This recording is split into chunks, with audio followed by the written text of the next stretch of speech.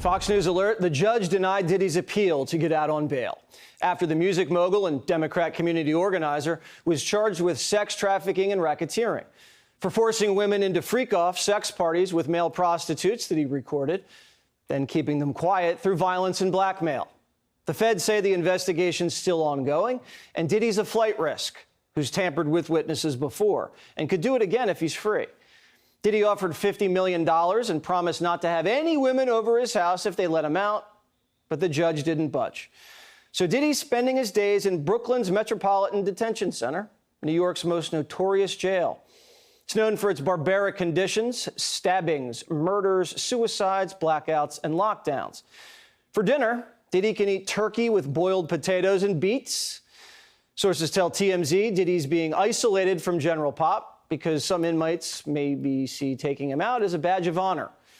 He'll get 1 hour of rec time a day and 3 showers a week, and has to wake up at 6 a.m. to make his bed and mop his cell floor.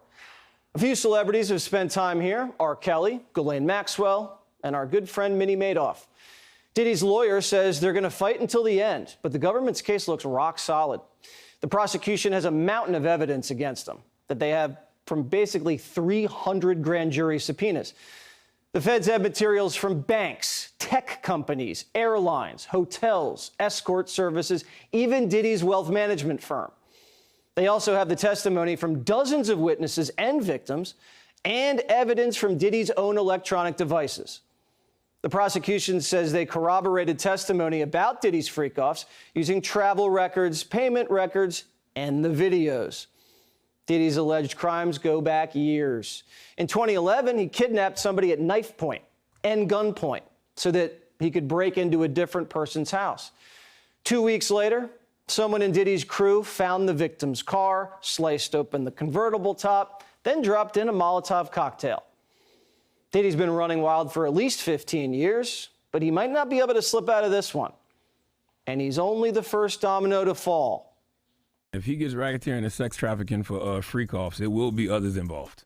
Yes. Like if you ever ran a train with Diddy, you're probably going to jail. Yeah, that's what a lot of people were saying, that, you know, that's possibly on those cameras because he had cameras in the crib. So people are thinking that maybe there'll be other people involved. If you ever been butt naked anywhere with Diddy, or half butt naked with Diddy, and there was some women around or some men around that he told you were part of the party, you're probably going to jail. Immediately after Diddy was charged, we started seeing record executives resign and retire. We're not saying it's all connected, but the timing's interesting. Stacey Richmond's a music industry attorney. Do you think it's a coincidence that some of these record label executives started retiring?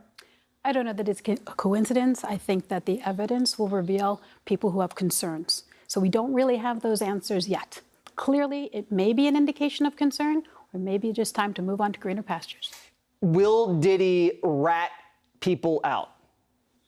That is a personal decision for any individual. And the question of ratting out, I think in the government's eye, he's the top of the iceberg. Now, the next question is, what does he know about others who may have participated with him, like the gentleman just said a few minutes ago? What's on those videos? So if he spills the beans and says this record label executive financed these parties, this guy did this guy did that, would that maybe reduce the time he spends in prison? It's a conceptual possibility. What you're talking about is something known as a 5K1. That would mean that he was cooperating. The government valued that cooperation, and they issued a letter, which would be a signal to the judge, give him a lower sentence. Because unlike state systems, the prosecutor doesn't decide how much time the individual gets, the judge does. Right, and he's looking at 15 to life. Have you spent time in this jail? This place does not look very nice. It is not very nice. I've spent so much time in this jail that, God forbid anything happens to me, I think I get time served. I've been there many times. It is not a pleasant place, and many judges now, for lesser crimes, are refusing to send defendants there. And one thing you should be looking out for that was signaled today, the defense team, who are excellent, by the way, they will be making an application, as they started to today, to move him from MDC, the Metropolitan Detention Center, where he currently sits, to Essex County Jail. There's another possibility. They could also move him to Valhalla, which also is Westchester County Correctional Facility that also houses federal inmates. You've had very wealthy clients serve time here. Yes. What's that like as a shock to the system to then go from this level to mopping your floor at 6 a.m. and eating turkey? Well, like Icarus, you're flying by the sun, your wings melt, and now you're in a place that to you is an abysmal hell.